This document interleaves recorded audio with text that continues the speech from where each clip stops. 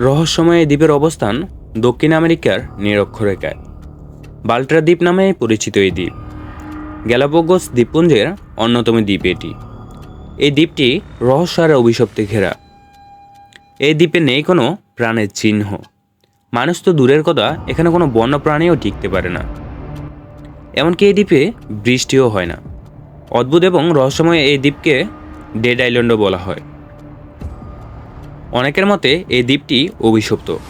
বর্তমানে কোনো প্রাণের চিহ্ন না মিললেও একটা সময় এখানে বাস করত কয়েক জাতের মানুষ। তবে একটা মহামারীতে সব শেষ। যারা বেঁচে ছিল তারাও এই স্থান থেকে পালিয়ে যায়।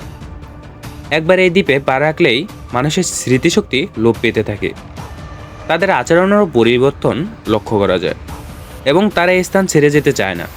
এবং আরও একটি অবাক করা বিষয় হলো, এই দ্বীপটির আশেপাশে প্রচুর পরিমাণ বৃষ্টি হলেও এই দ্বীপে এক ফোঁটাও বৃষ্টি পড়তে পারে না।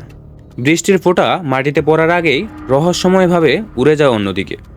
তবে জানা যায় যে কিছু বিশেষ প্রজাতির পশু পাখি অবস্থান রয়েছে এই দ্বীপে। তবে এসব স্থানীয় জীবজন্তুর কারো দেখা মেললে না। রহস্যে ঘেরা বাল্ট্রা দ্বীপ।